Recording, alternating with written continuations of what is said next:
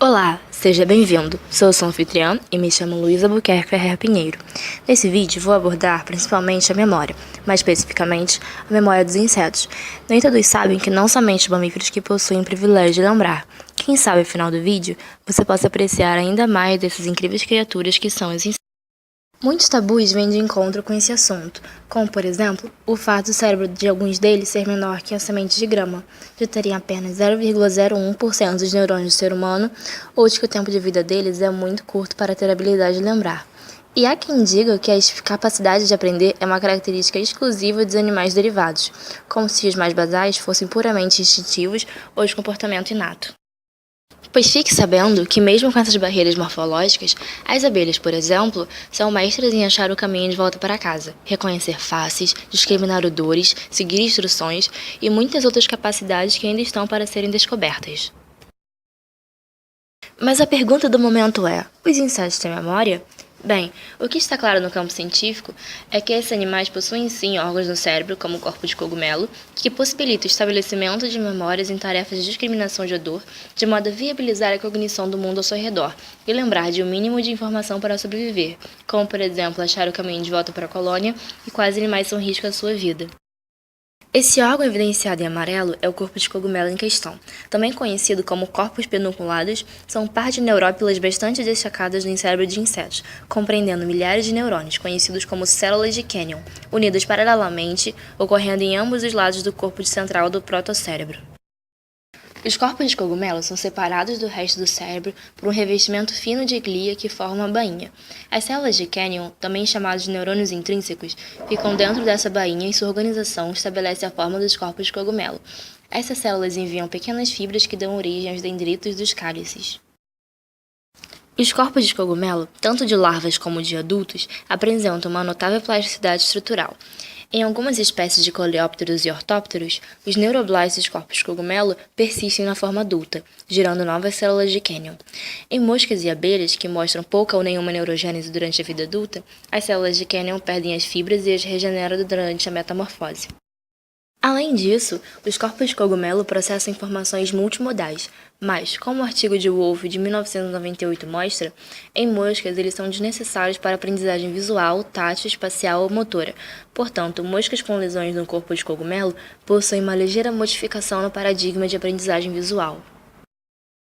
A partir de diversos experimentos, foi possível perceber que os insetos não só aprenderam rapidamente e demonstraram ter uma memória de longo alcance, como também souberam assimilar até 5 estímulos distintos simultaneamente. Observaram também que, uma vez separados o lado esquerdo do lado direito do cérebro, os insetos apresentavam assimetrias e diferentes atividades neurológicas. Pensa-se hoje que as experiências mentais de outros animais se encontram num amplo degradê de consciências, e a drosófila é perfeita para explorar um tipo primitivo de consciência. Ao longo dos últimos anos, cientistas mostraram que esses insetos têm um pré-requisito essencial para a consciência. Ao invés de responder aleatoriamente a tudo à sua volta, eles podem selecionar em que prestam atenção com base em suas memórias. Por exemplo, as moscas são mais propensas a explorar novos objetos adicionados ao ambiente do que coisas que estavam lá por um tempo. Quando os pesquisadores reduziram a capacidade da mosca da fruta de formar memórias, sua capacidade de atender a novidade foi prejudicada, de modo que os insetos responderam mais ao acaso.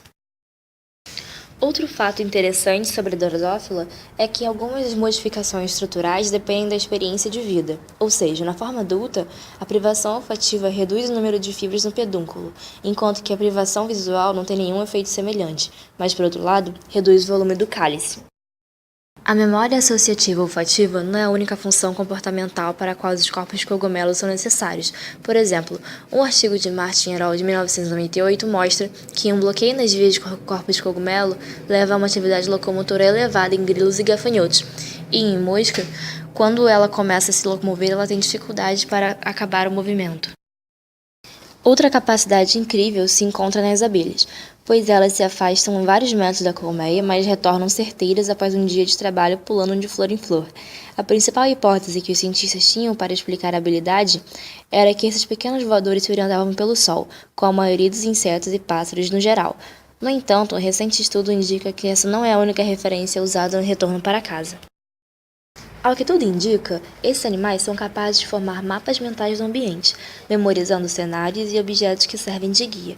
Isso foi descoberto a partir de um experimento onde abelhas eram colocadas em um lugar estranho logo depois de acordadas de um sono induzido. Elas primeiramente acham que ainda é hora de trabalho e vão em direção contrária à colmeia, mas logo em seguida percebem que estão erradas, ignoram o sol e vão para a colmeia. Baseado na capacidade das abelhas de distinguir entre diferentes flores, o cientista especializado em visão decidiu pendurar 4 diferentes faces de humanos na parede.